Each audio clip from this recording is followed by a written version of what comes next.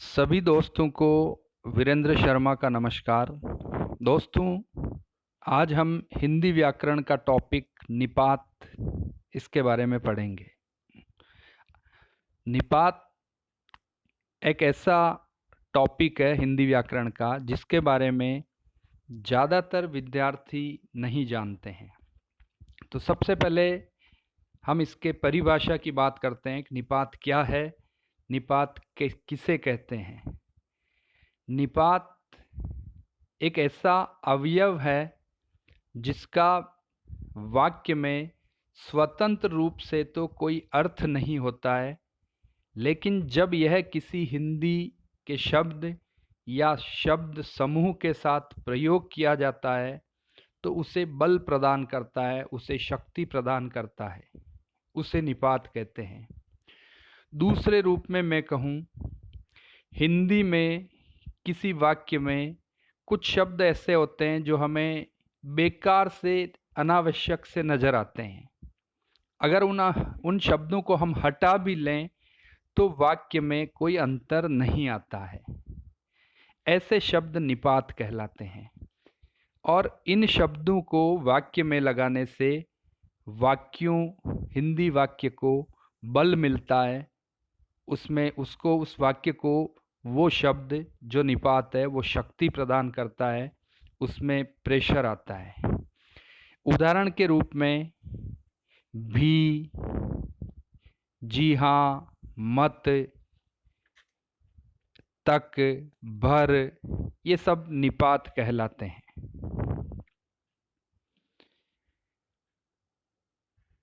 कुछ उदाहरण आपको दे रखे हैं, जैसे कल मैं भी आपके साथ चलूँगा। अब यहाँ पर भी निपात है। इस भी को हम हटा भी दें तो भी वाक्य में कोई फर्क नहीं पड़ेगा, कल मैं आपके साथ चलूँगा। लेकिन भी लगाने से इस वाक्य में एक प्रेशर आ गया, बल आ गया, शक्ति आ गई। दूसरा उदाहरण है, जैसे गांधी जी को बच्चे तक जानते हैं। गांधी जी को बच्चे जानते हैं, तो तक यहाँ पर निपात है। बच्चे तक जानते हैं, यानी इस सेंटेंस में एक प्रेशर आ गया है, एक शक्ति आ गई है, पावर आ गया है। धन कमा लेने मात्र से जीवन सफल नहीं हो जाता। इस वाक्य में मात्र निपात है। नीरव खाने के साथ पानी भी पीता था। पानी भी, तो भी यहाँ पर निपात है। आप केवल हिंदी गाने ही क्यों पसंद करते हो, यहाँ पर ही निपात है। तुम्हें आज रात रुकना ही पड़ेगा। ही पड़ेगा, ही यहाँ पर निपात है। तुमने तो हद कर दी, तुमने तो। और उदाहरण देखें, मैं उसे जानता तक नहीं हूँ। जानता तक नहीं हूँ, तो तक यहाँ पर निपात है।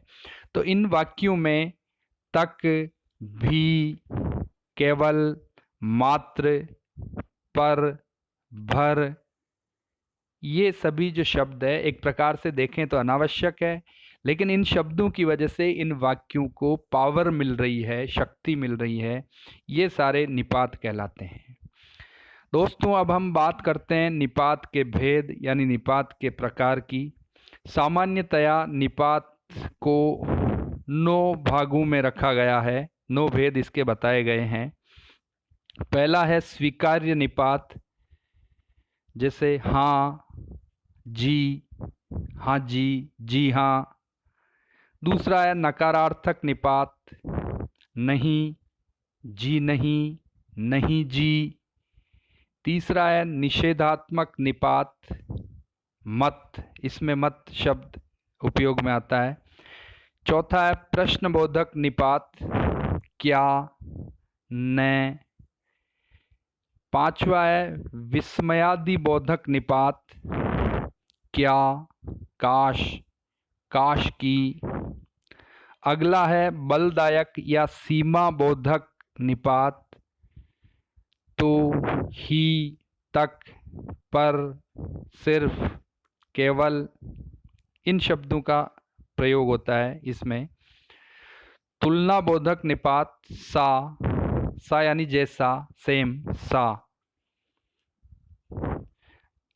अवधारण बोध निपात ठीक, लगभग, करीब, तकरीबन। और अगला है आदर बोधक निपात, सम्मान देने वाला इसमें शब्दों का प्रयोग होता है, इसमें भी जी का प्रयोग होता है। तो दोस्तों ये निपात के प्रमुख भेद हैं, एक बार आप पुनः समझ लें।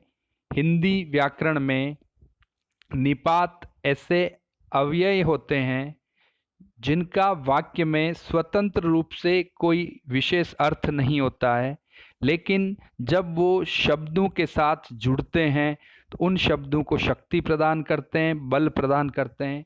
ऐसे शब्दों को हम निपात कहते हैं। दोस्तों, आपको मेरी ये वीडियो पसंद आई हो तो अपने सभी कंपटीशन एग्ज़ाम देने वाले, स्कूल एजुकेशन और कॉलेज एजुकेशन वाले आपके जो दोस्त हैं उनको ज़रूर शेयर करें और मुझे कमेंट्स करके मोटिवेट भी करें। थैंक यू दोस्तों, धन्यवाद।